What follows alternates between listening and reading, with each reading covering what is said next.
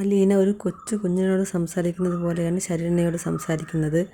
നീ ഒരു കാര്യവും ഓർക്കണ്ട, നീ ധൈര്യത്തോടെ നിൽക്കണം എന്നൊക്കെ പറയുന്നുണ്ട്. ശരണ്യ പറയുകയാണ്, ചേച്ചി ഞാൻ അവൻ്റെ കൂടെ പോയത് കൊണ്ടല്ലേ ഇങ്ങനെയൊക്കെ സംഭവിച്ചത് എന്ന് പറഞ്ഞപ്പോൾ അലീന പറയുന്നു, നീ അങ്ങനെയൊന്നും വിചാരിക്കണ്ട.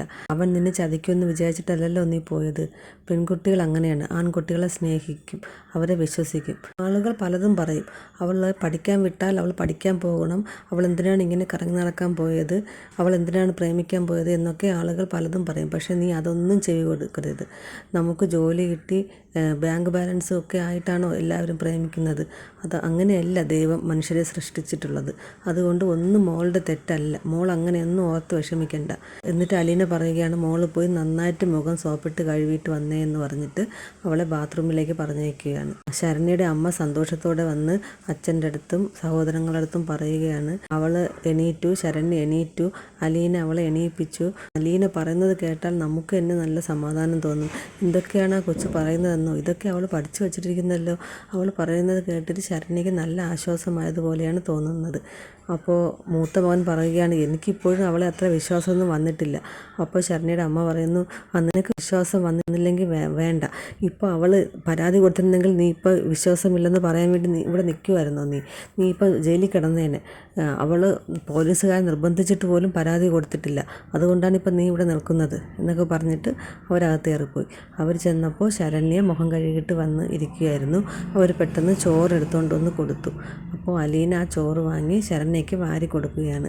എന്നിട്ട് പറയുന്നു, എനിക്ക് ഒരു അനിയത്തിയുണ്ട്, രേവതിക്കുട്ടി, ഞാൻ അവൾക്കും ഇതുപോലെ ചോറ് വാരി കൊടുക്കാറുണ്ടെന്ന് പറഞ്ഞു. അപ്പോൾ ശരണ്യ കരയുന്നു. അപ്പോൾ എന്താണ് മോളെ എന്ന് ചോദിച്ചപ്പോൾ ശരണ്യ പറയുകയാണ്, സന്തോഷം കൊണ്ടാണ് ചേച്ചിയെന്ന്. ശരണ്യയ്ക്ക് നല്ല മാറ്റമുള്ളതുപോലെയാണ് തോന്നുന്നത്. ഈ സമയം മനു അലീനയെ വിളിച്ച് നോക്കുകയാണ്. പക്ഷേ ഫോണിൽ ബെല്ലൊന്നും കേൾക്കുന്നില്ല, ഔട്ട് ഓഫ് കവറേജ് ഏരിയ എന്നാണ് പറയുന്നത്. അങ്ങനെ മനു കൃഷ്ണമോളെ വിളിച്ചു.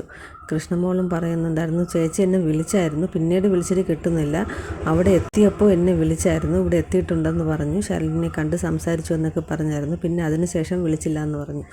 അപ്പോൾ മനു പറഞ്ഞു, ഒന്നും കൂടി വിളിച്ച് നോക്കട്ടെ എന്ന് പറഞ്ഞിട്ട് മനു കട്ട് ചെയ്തു. ബാലചന്ദ്ര മേനോൻ പോലീസ് സ്റ്റേഷനിൽ ചെന്ന് പറയുകയാണ്, എനിക്ക് കട തുറക്കണം, അതിന് പോലീസ് പ്രൊട്ടക്ഷൻ വേണം, ആൾക്കാരെ പ്രശ്നമുണ്ടാക്കുമെന്ന് പേടിയുണ്ടെന്ന് പറഞ്ഞു.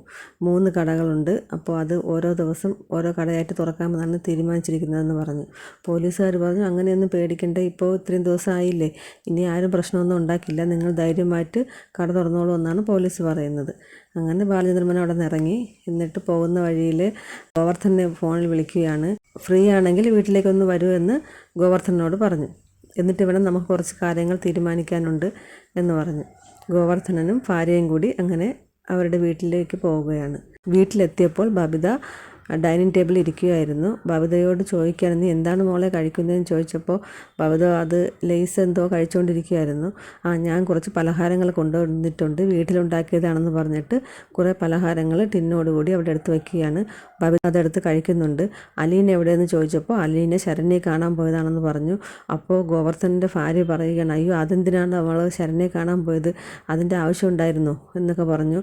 അപ്പോൾ ബബിത ദേഷ്യപ്പെട്ട് പറയുകയാണ്, അവൾക്ക് ഭ്രാന്താണ്, അല്ലെങ്കിൽ അവൾ ഇങ്ങനെയൊക്കെ ചെയ്യുമോ, അവൾക്ക് അങ്ങനെ ഇരിക്കുമ്പോൾ ഓരോന്ന് തോന്നും, അച്ഛൻ അതിനെല്ലാം സപ്പോർട്ടാണ്, അവൾ എന്ത് ചെയ്താലും അച്ഛൻ അതിനൊക്കെ സപ്പോർട്ട് ചെയ്യും, അവൾക്ക് ഇതിൻ്റെ ഒരു ആവശ്യമില്ലായിരുന്നു, ഇന്നലെ പോയ വിശേഷമൊക്കെ അറിഞ്ഞായിരുന്നോ, അവൾ ദേഹത്തോട് മണ്ണെണ്ണ ഒഴിച്ച് തീ കൊളുത്താൻ പോയതാണ്, എന്നിട്ടാണ് ഇന്നും ആ വീട്ടിലേക്ക് എന്നെ പോയേക്കുന്നത് എന്നൊക്കെ പറഞ്ഞു. അപ്പോൾ കൃഷ്ണമോള് അലീനയെ സപ്പോർട്ട് ചെയ്ത് പറയുകയാണ്, അലീന ചേച്ചി എപ്പോഴും ന്യായത്തിൻ്റെ പക്ഷത്ത് മാത്രമേ നിൽക്കാറുള്ളൂ, ഉപദ്രവിക്കപ്പെട്ട പെൺകുട്ടിയുടെ കൂടെയാണ് അലീന ചേച്ചി, ബബിത ചേച്ചിയുടെ പ്രായം പോലും ഇല്ല ആ കുട്ടിയിൽ 4 പേരും കൂടി ചേർന്ന് ഉപദ്രവിച്ച് അവശയാക്കിയിട്ടേക്കുന്നത്, അങ്ങനെ ആ കുട്ടിയോടല്ലേ നമുക്ക് സഹതാപം തോന്നേണ്ടത്, അതേ ഉപദ്രവിച്ചവരോടാണോ തോന്നേണ്ടത് എന്നൊക്കെ ചോദിച്ചപ്പോൾ സുലോചന പറയുകയാണ്, അത് പിന്നെ നമ്മുടെ ആളോടൊപ്പമല്ലേ നമ്മൾ നിൽക്കേണ്ടതെന്ന് പറഞ്ഞു.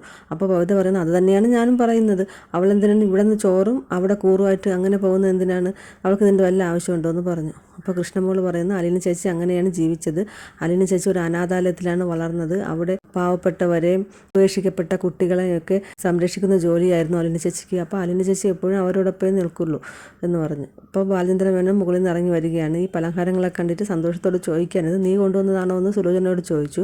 എന്നിട്ട് പറഞ്ഞു, ഇപ്പോൾ വൈജയന്തി ഉണ്ടായിരുന്നെങ്കിൽ ഇതൊക്കെ ഇവിടെ ആവശ്യമില്ല, കുട്ടികളൊന്നും കഴിക്കില്ല, തിരിച്ചു കൊണ്ടുപോയിക്കോളാം എന്ന് എന്നോട് പറഞ്ഞെന്ന് പറഞ്ഞു. അപ്പോൾ സുലോചന പറയുകയാണ്, ശരിയാണ് ചേച്ചി എന്നോട് അങ്ങനെ പറഞ്ഞിട്ടുണ്ട്. അത് കേൾക്കുമ്പോൾ വല്ലാത്ത നാണക്കേട് തോന്നും. നാണക്കേട് തോന്നണം, അതിനുവേണ്ടിയാണ് വൈജയന്തി ഇതൊക്കെ പറയുന്നത് എന്ന് പറഞ്ഞു. എന്നിട്ട് ഗോവർദ്ധനെ വിളിച്ചുകൊണ്ട് സെറ്റിയിൽ പോയി ഇരിക്കുകയാണ്. ഗോവർദ്ധന, നമുക്ക് കടകളൊക്കെ തുറക്കണ്ടേ, ബാലേട്ടന് ധൈര്യം ഉണ്ടെങ്കിൽ നമുക്ക് തുറക്കാമെന്ന് പറഞ്ഞു. ഞാൻ പോലീസ് പ്രൊട്ടക്ഷൻ ആവശ്യപ്പെട്ടിട്ടുണ്ട്, നമുക്ക് നാളെ തുറക്കാമെന്ന് പറഞ്ഞു.